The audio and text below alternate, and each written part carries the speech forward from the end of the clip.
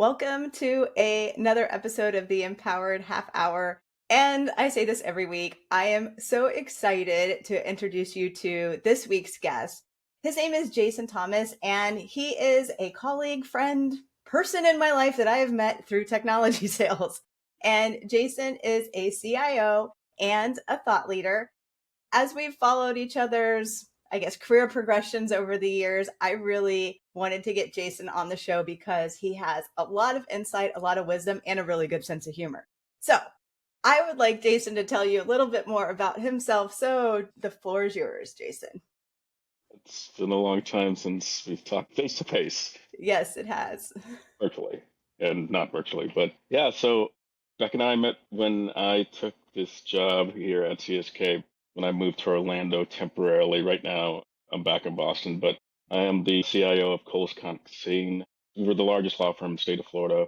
12 offices, about 565 attorneys, 450 employees. There's all the data. I've been here about 7.5 years, and I can tell you that it was a lot of things more unexpected than expected in terms of managing a team, growing a team, being involved in a heavy part of the operations, which I didn't really expect to happen, and a lot of lessons that I learned along the way, and that's why I like to share them.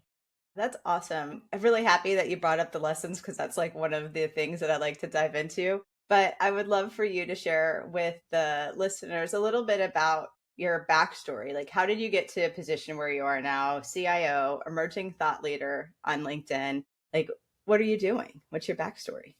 So I got into the tech field, I guess, officially in the workforce, I guess, in 2000 while I was in Massachusetts. And after about the first, I would say 5 to 7 years, I knew I needed to make a move. But that move didn't happen as quickly as I had hoped. I ended up staying at the same place for 11, 12 years. It took a long time. Interviewing and moving up in your career is not that Yes. simple at all. At least for me, it was. And it took, and I interviewed a ton, and eventually the unexpected happened. I got an offer from my boss, the managing partner of the firm, Richard Cole. Basically, the offer was, hey, you should come work for me. And my answer was no, It's funny. because I didn't want to work for a law firm. And I wanted to work in some kind of emerging tech. I did a lot of consulting work for biotechs here in Cambridge and Boston. So that was really exciting, the startup world. And the idea of going to a law firm was awful to me. And it took a few months. Eventually I said yes. And this is somebody, and a little more of a background between him and I. I used to work summers when I was a teenager at his previous firms. So there's a lot of history there.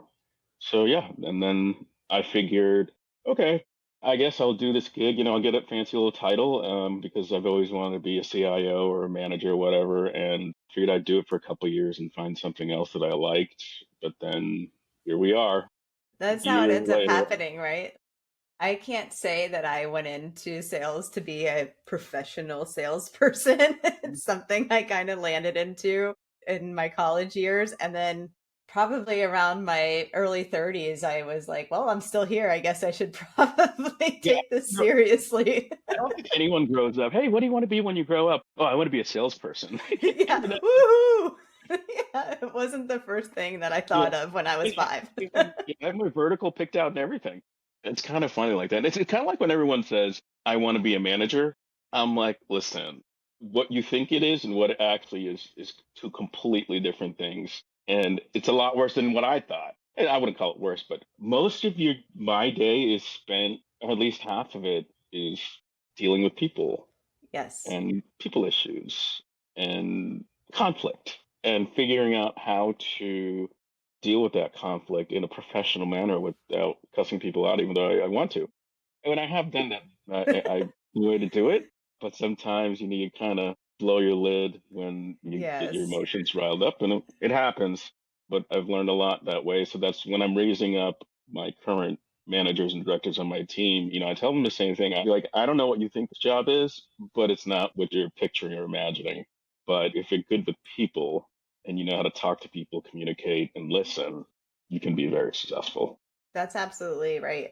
I remember when I first went into sales leadership, I was so excited because I'm strategic. That's my, I guess, my secret sauce to why I'm successful, in addition to just loving people. Like, I'm a weirdo. Some people hate people. I love people. So I'm like, I love people. I'm strategic. Business seems like a good spot for me. So when I first got promoted too, I was like, I'm going to make such an impact on the business. And then I was like, all my time was with people. I was like, why did nobody tell me? I didn't Yeah, and know. then I think initially it was like, okay, just read this book and then you'll be better. That was my go-to initially. That doesn't work. I was like, half the people don't read like as I do, and it doesn't resonate the same way always. So Yeah, you got to put in the work. exactly. So let me ask you another question. You shared a little bit in the opening story, but what was like an obstacle that you really had to overcome to have the perspective that you do now? One, I had to move to Orlando, and as you are well aware, I'm not a huge fan of Orlando Hmm. or Florida in general. Now, mind you, I was born and raised in South Florida, but I consider myself a New Englander all the way, so that's never going to change. I'll die before I go back. Famous last words, but things happen. That was the biggest obstacle. And then 7.5 years ago, the idea of a CIO or a real head of IT, it wasn't a thing.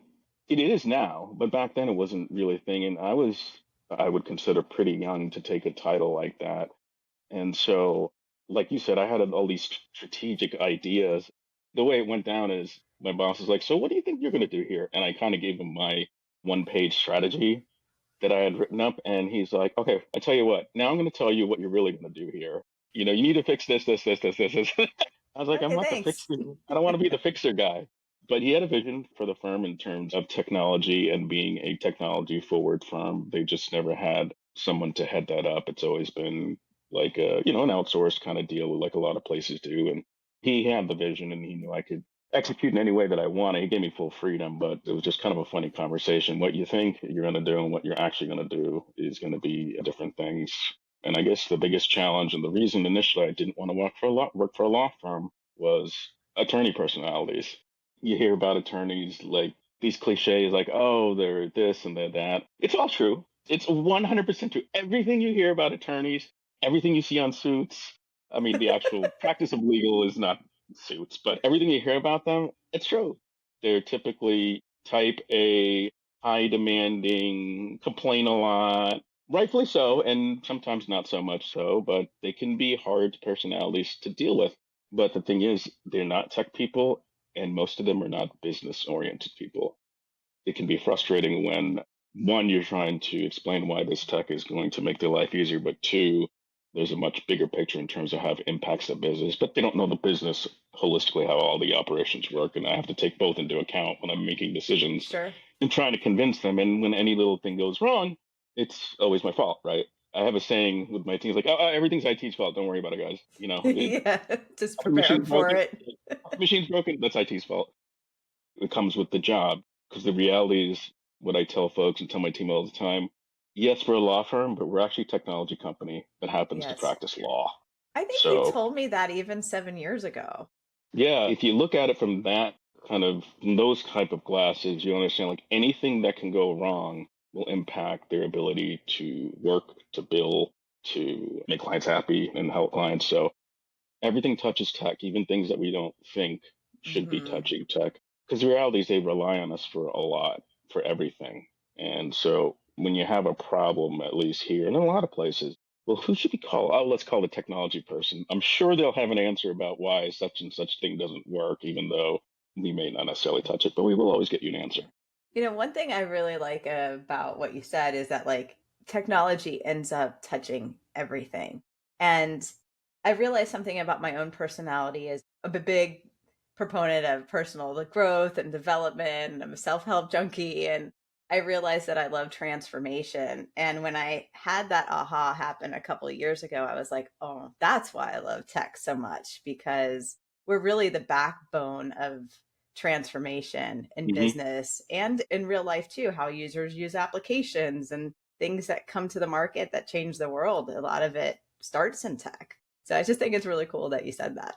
So moving on to another question. Earlier in your introduction, you talked about lessons learned. Let's open that door. What are some lessons up for you right now? Yeah, so as we continue to grow, I mentioned most of the job or a lot of the job is handling personalities and dealing with people and day Sure. to day issues. Since I've started, I think we've at least doubled in size in terms of employees, internees, and the team has grown exponentially.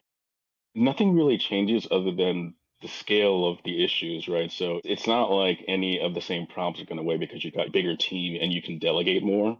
Because at the end of the day, as a leader, as a officer, I guess, I'm still the head, right? So when people have an issue at the end of the day, they're still going to take it up to me, even if it's the smallest thing, and that's no problem. But those things aren't going away. I mean, obviously, I definitely learned that I need to do better job of delegating because I want to do everything because I really do like touching the tech, but I can't spend my entire day looking at help desk tickets either. But I Fair. shouldn't be too far away from that where I don't know what the heck is going on. I should have a grasp of what's going on, but at the same time, no, I'm not going to know how to do everything. I've come to accept that, especially in the last couple of years, there's functions and applications or tech that I don't know how it all works. And it bothers me sometimes that I don't know how it all works exactly or how to configure it or how to do whatever. But listen, I'm just one person. So you want to Yes. grow and you want to be successful and you want your team to be successful. You have to be willing to let go. That's Um, a big lesson though, because that's really challenging for some people, yeah, letting go of control, especially in business. But I think regardless of what role you're in, I think that's a good message that we can point back to the listeners is in business, learning to delegate and to realize that you can't do it all, even if you want to. Like I'm a geek too. I like to get behind the scenes on things. But as my career advances and I find myself deeper into passion projects and stuff like that too, I've realized I can't do it all. Even though it's something I might be good at, it doesn't mean I'm the one that should be doing it. And that yeah. was a harder lesson for me to learn too. And part of it is the old saying is that you have to be able to learn when to say no. And that applies to things on the job. And also, some of us, like myself and you, actually put ourselves out there. So there's going to Hmm. be a lot of requests for mentorship and Yes. speaking engagements and, whatever it is. You can't do all of them. I love doing them. Trust me. Me If too. I could do that all day, yeah, I know, right? If I could do that all day, I would totally do that. But that's not going to pay the bills. So you really have to understand when what makes sense and what you have time for. Where you got to give yourself some margin too. You don't want to burn yourself out because yeah, I just love too many things, right?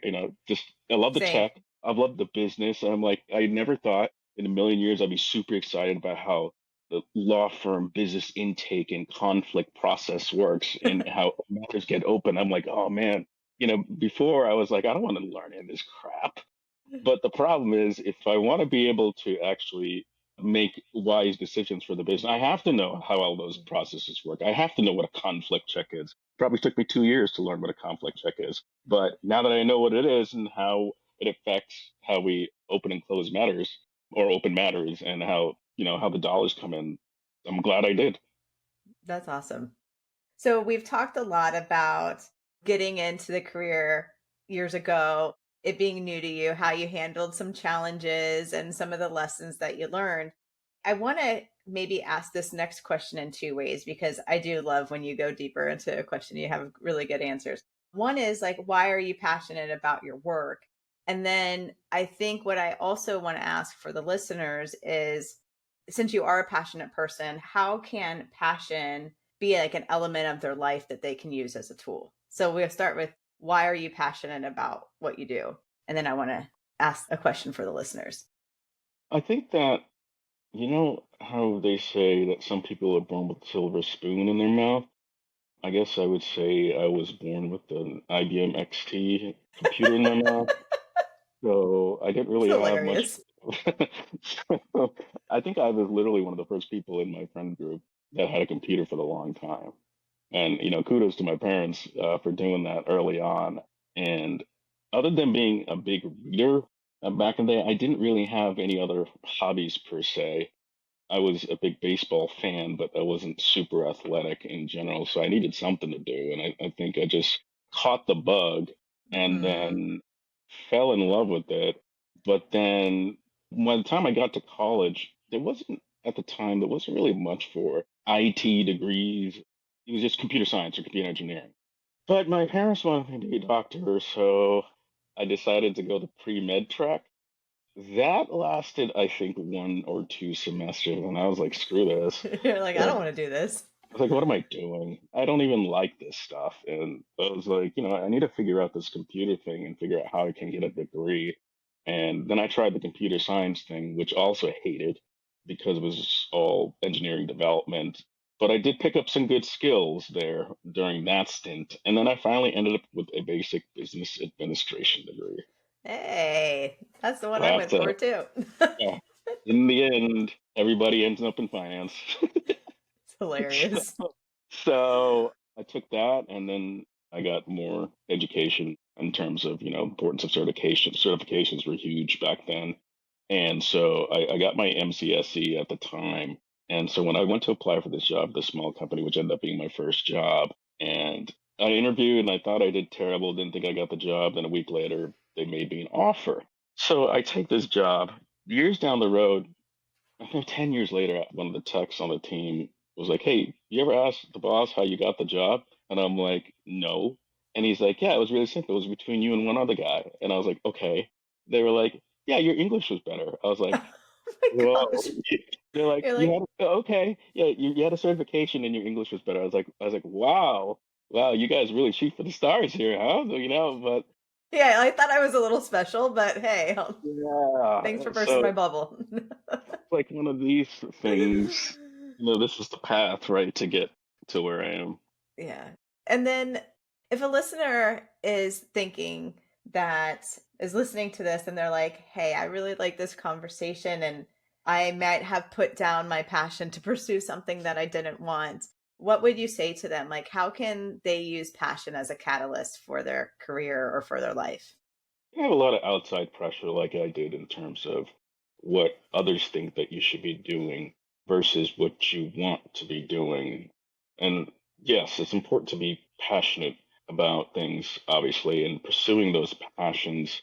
But at the same time, you have to be realistic. Are you okay pursuing your passion of being a writer, but you're not going to get top salary and, live a very glamorous I lifestyle can for a attest long to that. time? I write and I Yeah. work full time because I need to work full time. You have to be able to willing to accept that, it's not sometimes when you pursue those passions that it's not a straight line. And yes, you may have to supplement it with something else. If you're okay with, a certain lifestyle and that's the way you want to go, great. I think Mark Cuban has a saying, it's like, don't pursue your passions, pursue your effort. Oh, I So like that. yeah, it's really good. And basically it's saying, because he's like, I wanted to be an NBA player. And that was my passion, but he's like, It's just that's not not, gonna happen, so I gotta not gonna put that happen. passion somewhere else. It worked out for him because he did the IT team thing too. Now he owns an NBA team, so he still gets to be a part of it. He's just not, he's not the star, but you don't always have to be the star. You can pursue your passions and not be the guy or the gal. It doesn't always have to be like that. I love that so much. And that's a really good example too, because I think passion is actually, I mean, yes, there is the fulfilling of a passion, like I like to write, so now I'm writing. And that example, I think, is really practical tip for the listeners because passion is a spirit. If you know that you're not going to be the NBA, all Yeah, star, but you have that spirit, you can dump that effort into something else that you do like and turn it into something. yeah, That was really exactly. awesome. All right, next question. So, this is the empowered half hour. That's the whole concept. And there's a lot of things that we shared and discussed so far that I think the listener could really take away and apply to their career or to their life. But what would you want to share with the listener if they are looking to wrap up this conversation and apply it to their life in a positive way? I would say in general, you can have the life that you want, and you can have pretty much anything that you pursue if you have the passion, number one, and put in the effort. But it doesn't always turn out in the way that you may have imagined, and that's okay. Leading back to the Mark Cuban example, no, he's not an NBA star, but he's surrounded by them, and he gets to be part of it. And that was a big one for me. You don't always have to be number one to be happy or be fulfilled. You don't always have to be the one in charge. In fact, it's not for everybody to be in charge. It takes a special talent. Yeah, anybody can manage people and delegate tasks, but there's more to leadership than just that. You have to be a good communicator, be able to handle multiple personalities, different kinds of personality, different ideas, and all that. And if you don't want to do that, or if you know deep down everybody knows what they're good at and not good at, then you just need to pursue that in a different way. And the second thing I'll say is you can't believe everything that you see. When you see somebody that looks like that, yeah, they have everything, they're doing everything they want, and et cetera, et cetera, et cetera. They may not be the happiest person in the world either. In the end, we're all good at faking and making it seem like, putting a show on to make it seem like that we're happy. So I'd be very careful to who you kind of look up to or idolize. What's the saying? Don't ever meet your heroes. Yes, I've heard that before. Right. Hmm. And it's so true. Listen, I'm sure people met me been like, this is not what I thought it was going to be because, I'm flawed. We're all Yes, flawed. we And are. none of us are Yes. perfect. But what I'm putting out in the podcast is that's not every single moment of my life. And again, do what makes you happy. That's what I say. And I think on that vein too, of like not everything always appears as it seems, I think that the other thing when we're judging life through maybe the views of social media is that you might see the success, but you're not seeing the failures Hmm. for the most part. And you talked a little bit about your struggles. In my career, I have screwed up, I have failed, I've had to beg for forgiveness in some of the decisions that I've Yeah, made, and it's not it like hasn't been a smooth road. yeah, I mean, have you ever? You never, you barely ever see it. I mean, It's not like I see a post from you and you're like this. You're like, this is a picture of Becca who just lost a huge multi-million-dollar deal, and that's the post, and that's the post, right? That ain't happening. No, That but that never does happened. happen. But yeah, it happens, right? And so here's a picture of me at my desk with this failed project, you know, Yeah. and that's the inspiration. Nobody wants to read that. But that is what happens behind the scenes, Yeah. people. So just know it's okay to embrace your happiness. It's okay to fail. It's okay to readjust your passions into a pursuit that is tangible. All of that's available to you. Well, we are winding down. 30 minutes is flying by. Jason, you get to tell the audience like another one liner or two liner of inspiration before we end. This is what I learned from one of my mentors is if you want to be really, really good at what you do, you have to be able to know what those around you are doing. So, an example from the tech space, I'm not going to be really effective. My team's not going to be effective if they're using a program every day and I don't know how to generally use it or have an idea of how it works. Or another way to do it is pick up a new hobby or a talent or something. Learn how to do something new. It'll give you a little bit of a boost, right, in terms of how you work in your daily job. So whether it's picking up another language or picking up a book or learning how to do some simple coding or something like that, I think it kind of lights a little fire under you. Yeah, I like that a lot. Well, how can the listeners stay in touch with you and follow you? Okay, so let's see. LinkedIn is, I would say, my number one platform. It's just, I think, Jason K. Thomas. And then I would say Instagram, you can follow Jason K. Thomas. And Twitter, you can follow CIO on the run. Ooh, I like that handle. Yeah. That sounds fun. Well, thank you so much for coming on the show. As always, it's a pleasure to talk with you and laugh with you and share some wisdom too. Yeah. Thanks, Becca. It was good seeing you.